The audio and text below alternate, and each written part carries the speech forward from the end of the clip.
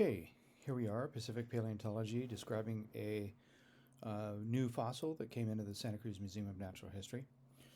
This is a bone here that was found loose on the beach, and it was encased in concreted sandstone here with shells.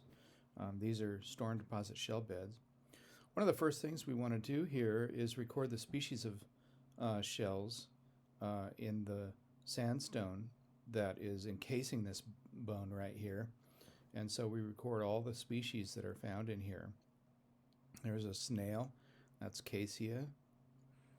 There's more of the specimen right here with some of the clams that are embedded in the sandstone.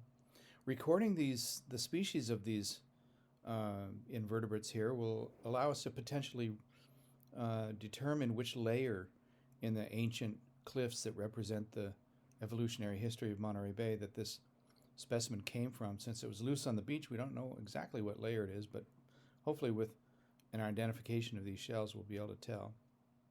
There's a leucoma there and potentially a solon there, so we record all these. There's another view. There's the bone there. Here's the setup that we use to extract the bone from this concreted sandstone. And when I say concreted, I mean it really is concreted, harder than concrete. Here's some more shells in the sandstone there, and you can see the scribe marks we've already started with. You can think of this as a kind of a miniature jackhammer. This is called a pneumatic scribe, an air scribe, and this is from Zoic brand. We have an air line coming in here, and it powers this very precise tool that we use to remove the sandstone from the bone. Here we are, a little bit further along. As we work through the sandstone, we record the species of shells, clams, and snails that we find. Here's a naticid snail. It's a carnivorous, predatory, ancient sea snail, also living today. Here is another view showing some of the clams that we found buried beneath the sandstone. Here's a Cryptomia, a Californica, and a Macoma there. Here's another view of it with showing some of it a little bit further along here. And there's another view showing more progress on the bone, scribing away those pieces there. Here we can see some of the cracks that have developed in this bone over the millions of years that it has been buried in the ground.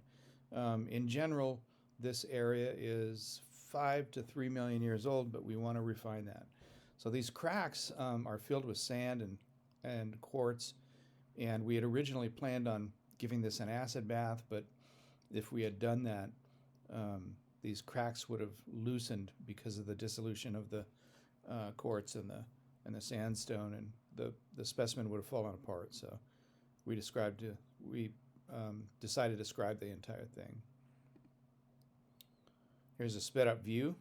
I wish the progress would go this quick, but this is actually a very slow process. It took about 24 hours altogether.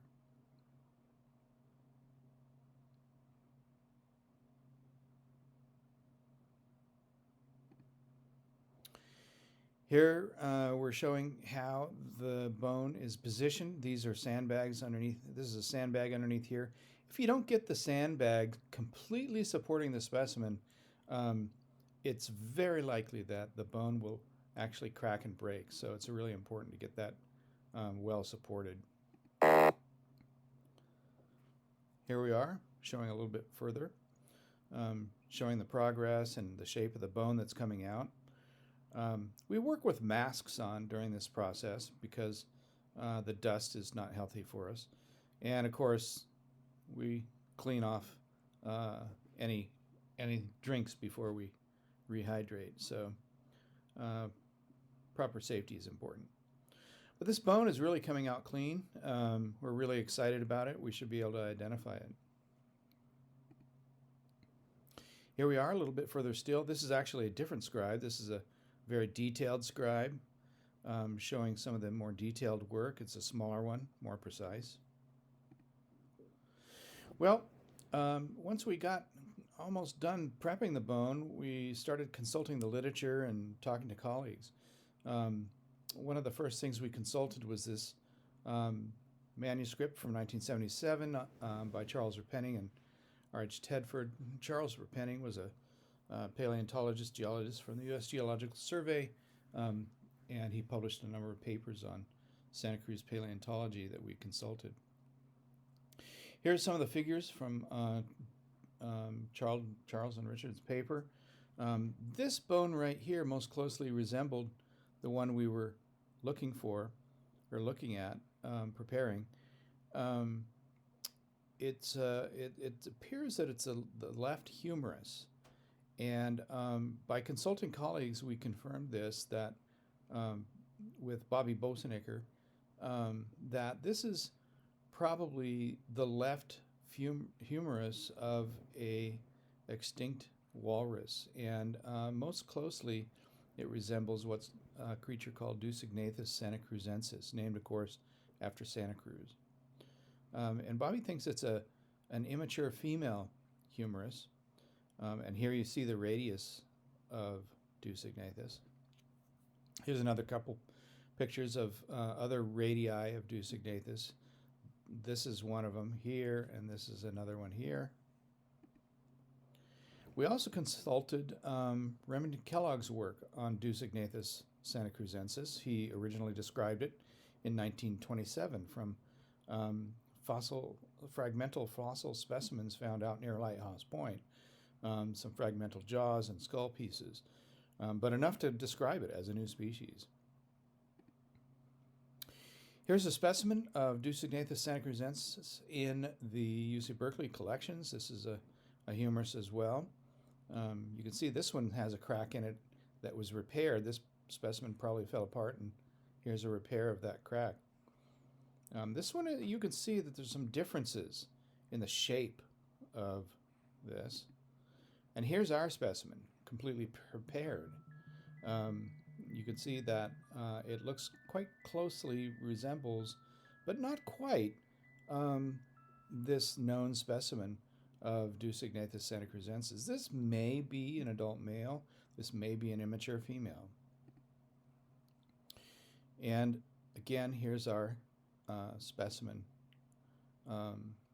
Let's take a look at this in 3D now. Here's our specimen before it was completely prepped up. You can see that it had that concreted matrix all around it, entombing it. This is after prepping it and getting a lot of the material off of it. So this is a picture of it in 3D. This is the top where it hooks into the shoulder blade, and this is the bottom where it hooks into the radius and the ulna and the lower flipper bone. So this gives us a better idea what this creature looked like. Here it is, all prepped up. And you can see that this is a spectacular specimen. So we're very much looking forward to having this in our collections and making it available to researchers worldwide, actually. In our goal for our museum collections, one of our foremost goals is to digitize these important high-value specimens and make them available to researchers all over the world through ingesting these important specimens into the worldwide database for fossils, and making them available. So very excited about this new specimen. All right, that's about it. Over now from Pacific Paleontology and the Santa Cruz Museum of Natural History.